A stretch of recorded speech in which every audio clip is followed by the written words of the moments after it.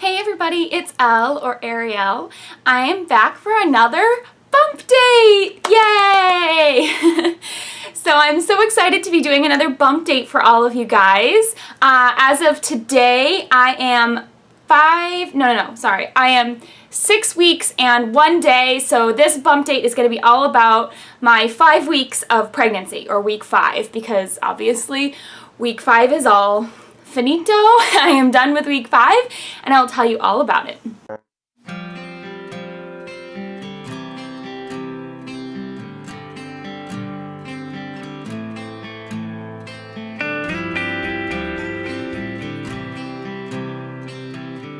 So at this point, most of our family does know. We were finally able to tell the last couple of people on our list. I think all in all there was about 10 people or so, or like 10 cards that I had made up. So I made up these cute little cards for everybody. Some of them were pretty unique, like one of them for Kyle's dad. My husband's name Kyle.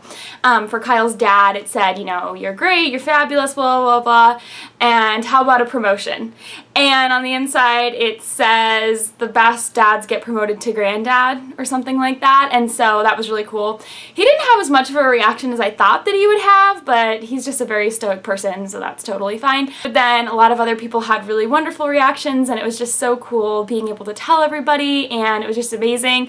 2 of my best friends I had to tell via the phone because one of them is amazing and is like traveling through like Croatia right now or something, and so I had to internationally phone call her, and I'm pretty sure we like broke the sound barrier. It was amazing.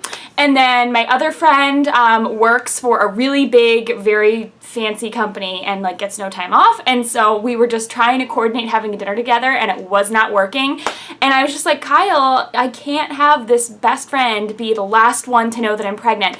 So I was like, I'm just gonna have to give her a phone call. So anyway, so that was amazing, and yes, she also broke the sound barrier with her screams, so it was amazing. It was so much fun to tell people, so that was a great time. Let's see, I'm looking at my phone because I have all my symptoms that I wanted to mention here.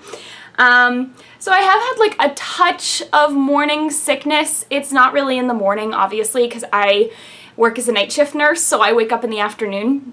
So it's usually when I just wake up, and it's more like if I don't eat right away that I feel nauseous, but I've been feeling really good. The main things I've been using is smelling peppermint oil, peppermint essential oil. I've been using the acupressure bands. They're called C bands on my wrists if I'm feeling really nauseous. And then the best thing yet has been ginger chews, which I think I've mentioned before. They're from Trader Joe's and they're amazing, and they really help my nausea because they have real ginger in them. It's not just like ginger ale that has a little bit. It's like actual ginger, and it's pretty spicy, but it's good. So I've been using that as needed.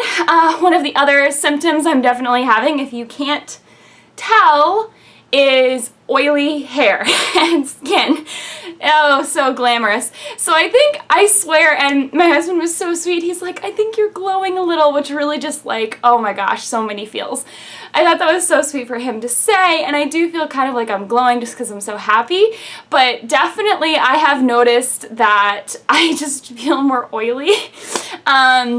So anyways, I've always kind of had like prone to oily hair because it's so like fine, and it's so like flat to my head. So, you know, it used to be if I went more than 48 hours without washing it, because I know you're supposed to like not wash it every single day, if I went more than 48 hours without washing it, then it would just be a mess. It would look like this.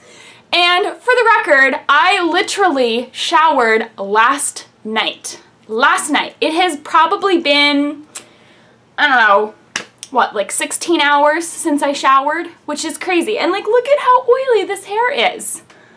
I mean, crazy. So I tried switching to a different shampoo, and that hasn't really done anything. I think part of the problem is that when we found out I was pregnant, I switched to this like all natural shampoo and conditioner just because I've been trying to use all natural stuff on my body.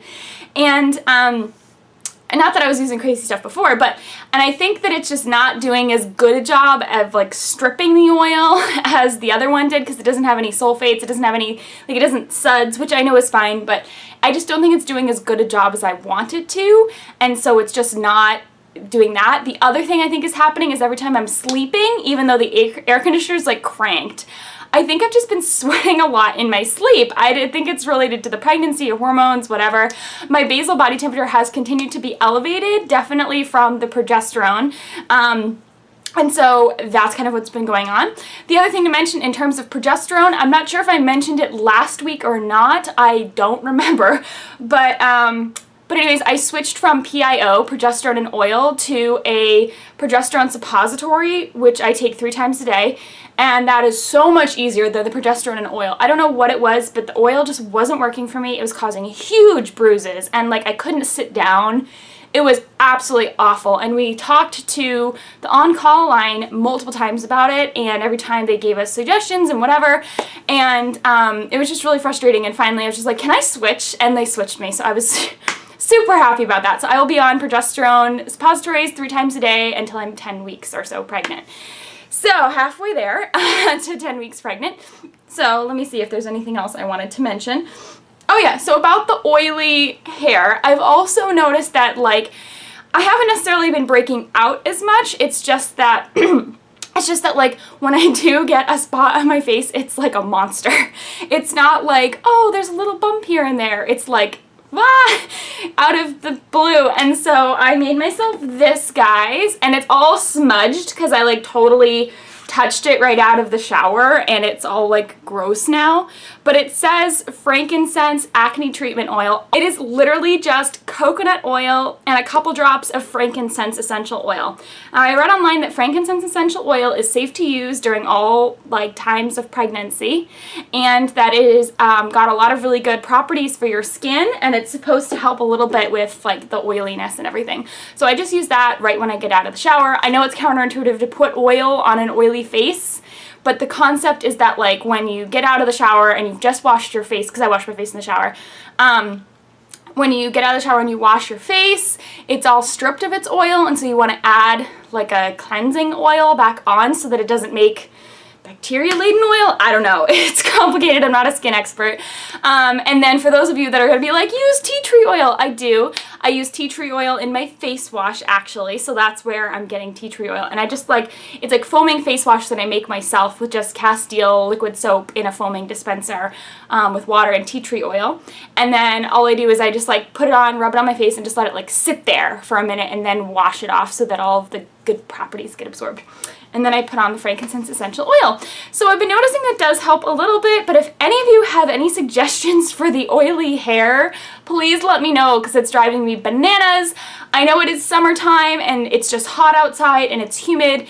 We do have the AC cranking in here though, like it feels pretty comfortable to me right now, but I think just while I'm sleeping I'm just like sweating, and I also just think my shampoo is not working as well, and I did switch to a different one, but I don't think, I mean they're both all natural, and I just don't feel like I'm getting it's clean. I don't know. But anyways, I apologize for the oily hair look, guys. I know it's not very flattering. So I am trying to eat a little bit healthier. It's been a little bit tricky because certain smells really throw me off. Like, I have never been a broccoli person, and I haven't talked about it, but I do have a lot of food allergies, and so there's very limited like healthy foods I can eat, I feel like.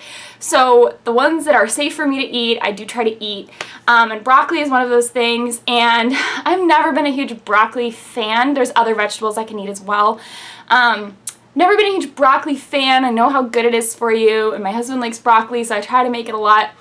And I've just never been I just don't really like the taste of it, but I kind of just have put up with it in the past. And then the other day, I tried eating broccoli, and I like have tried it steamed with butter, tons of butter and like salt, and I've tried it, you know, raw with tons of ranch dressing, because that's how I used to eat it as a little kid.